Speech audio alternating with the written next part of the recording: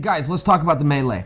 And I have to come at you, and I apologize if I'm being condescending, but I was in the arena, so I saw everything.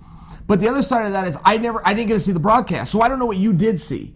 I have to imagine that you didn't get to see it all, right? I just can't imagine how the cameras would work where you would. Khabib goes out of the octagon. So if they put a camera on that so that folks at home could see it, well, you missed what would have happened to Conor, or vice versa. So let me break this down for you, and if you saw it, I apologize, but okay, so when the fight ends, Khabib chokes Conor out, gets up and yells at Conor. And he then takes out his mouthpiece, he throws his mouthpiece, and he starts yelling to the corner. Well, I've seen that move before. I've seen that happen before, where a guy rubs it in another guy's face. I've seen Conor do that to guys. I've seen the mouthpiece come out and you throw it. It's usually because one of the cornermen or one of the training partners that are in the corner is a top-ranked guy in the division, and you're looking to call him out. It would have been a little bit bizarre. And I was trying to do the math in my head. I was going, okay, who does Conor have on his team that's a top-ranked guy in the division? And I'm scratching my head going, no, wait a minute. There's nobody. Khabib's the world champion. The world champion doesn't call people out. So I can stop that process, but I'm still not clear on what's going on. Now, if everything would have stopped right there, okay, if Khabib would have stood up, yelled at Conor, taken his mouthpiece, thrown it, pointed, and cursed somebody out, I'd be making a video about it and telling you guys, because that would have been shocking news. Khabib didn't do a damn thing for the buildup of this fight. He was taking the position of, I'm a sportsman and we don't do that. And that was a shocking moment that Khabib did that. So now exemplify that by 10 when Khabib jumps over the fence. And I can only tell you, oh my goodness, we were shocked when he did that, but assumed it was going to stop with jumping over the fence. Then he's going to stand on the apron and curse out whoever he's cursing out and walk back in and have his glorious moment that he earned. He jumps off of that and goes right at Dillon Danis. I mean, like Karate Kid style, a jumping kick or a jumping... I mean, he jumped into an attack, okay? So while this is happening, Conor starts to see what's happening, all right? Now he's going to go over the fence. Well, he gets up to the fence, he straddles it, but this is relevant to the story. He came back down inside of the octagon. The reason that's relevant is, yes, Conor did think about doing a bad thing, but he did not do it. He did not do it. He stopped himself at the last second. When Conor goes on top of the octagon, what I'm told is Khabib's brother, and I don't know if that means it's his biological brother, if that's like a slang talk for the Dagestanis, all my brothers. I don't know. He jumps on top of the octagon, and Conor throws a punch at him. Again, I must tell you, form your own opinion on this. You guys be the jury. I'll just tell you, for me, I give Conor a pass for that too. I do not believe, and I never have in my life, that the fight begins with whoever throws the first punch. I think that is what the law says. I just personally don't believe it. I believe the fight starts when an aggressor is within arm's reach of you. I believe that is when you have the ability to protect yourself and make sure that he does not get any bit closer. So Conor throws a punch. Oh my goodness, all hell breaks loose. Then Conor drops down inside the octagon. Relevant to the story.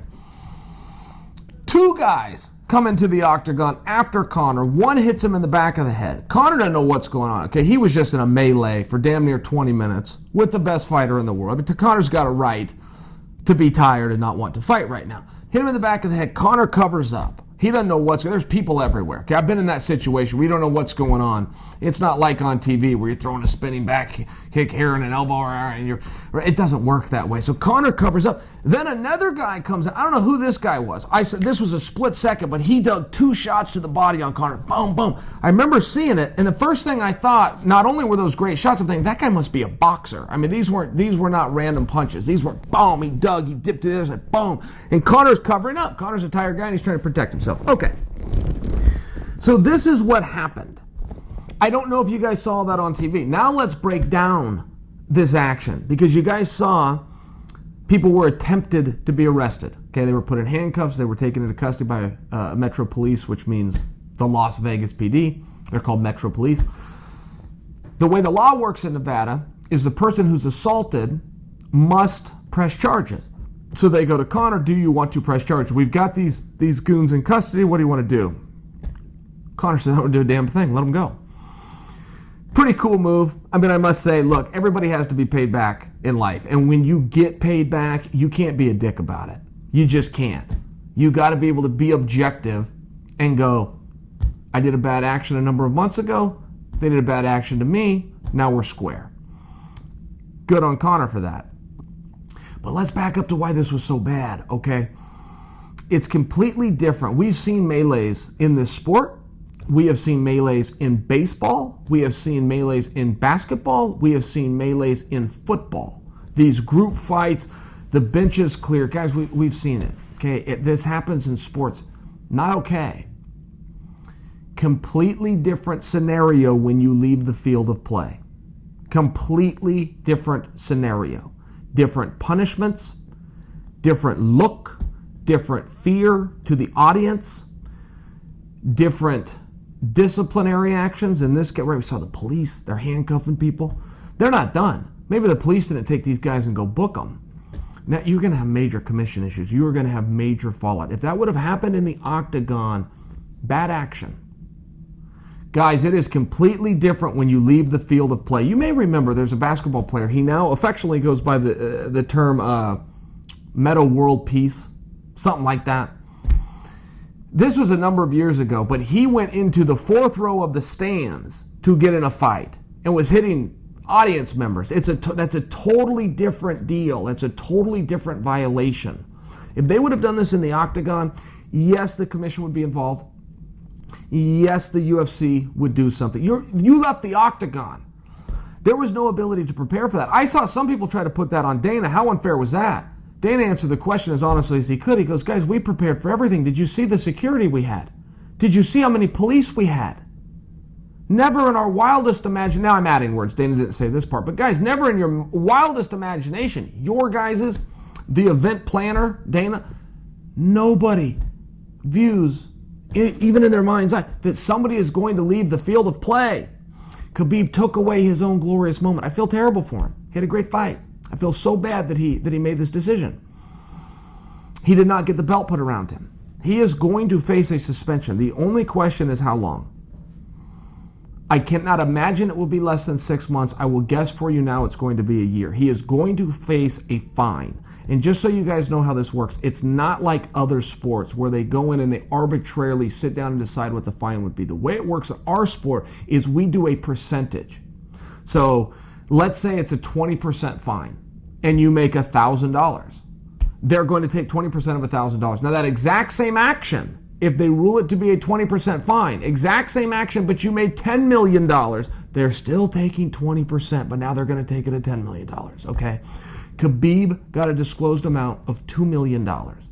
I will guarantee you they take 10% at a minimum. I believe they're going to take 20. Guaranteed, don't even think about it. He's best case scenario, everything goes wonderful in his life. Maybe he's got a connection that can make a phone call or two. He's sitting for 6 months and it's costing him 10%. Best case scenario.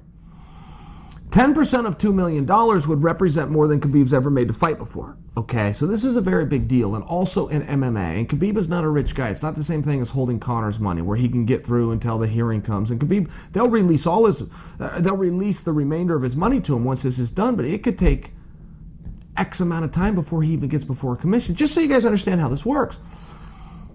His managers deserve to be paid. He would like to pay them. His trainers deserve to be paid. He would like to pay them. He now doesn't have the money to pay them. I don't know what his financial status is. I don't know if this affects his ability to pay rent and whatnot in the next month. I don't know. I just know this is a really good payday and he's got a really big punishment. And the reason I offer that to you guys, if he sits for 1 year, if they give him a 1-year suspension, they are going to strip that belt from him. They have to. We're going to demand it. We deserve that they get on with the division. The company deserves they get on with the division. The guys in the back deserve they get on with the division. They're going to strip him. So now not only did he not get his glorious moment, I mean, guys, don't forget, you will lay in bed at night and dream about hearing Bruce Buffer say, and still, or and new. You will dream about that as a fighter. Think of an Olympian, if you will, okay, that wins the gold medal, but doesn't get to go on the stand, doesn't get to see his flag go up in that national anthem. And this is a big deal. Khabib suffered. So before anybody piles on him, just understand, let this play out. He had to deal with the police. He got through that. Thanks to Conor, he and his team got through that. They now have the commission, and there is going to be significant punishment, absolutely significant punishment. So I offer you that to tell you the story, but also to say, look, maybe we don't pile on Khabib here. Maybe we don't. Now let's look at the other side, which was Conor. Okay, Conor was the victim in this one, and it was so amazing. In professional wrestling, they will do this, but it's by design, where a heel, a bad guy, will make what we call a face turn. But if you become vulnerable to the audience, you are automatically making a face turn. I went through this myself. I was the heel. I went to Brazil to take on Wanderlei Silva. He gets to be the knight in shining armor. I'm going to be the black hat. He's the white hat. This is the script. I end up getting jumped. I end up getting jumped in a street fight by these guys. I'm now vulnerable. They made me the victim. I don't want to be the good guy. I'm just sharing with you, this is the way it works. So you look at Conor McGregor. He was victimized in this, and all of a sudden, he became endearing to the audience, whether he wanted to be or not. So that's just the way that this played out. It's not done yet. I don't wish anything bad for either of those guys. It was a bad moment. It happened. It's going to be dealt with. I just offer to you all, as much as I want to tell you the story, before you pile on Khabib, and there's a lot of that going around, I assure you, if you are a naysayer and you want this bad action dealt with severely, it's going to be.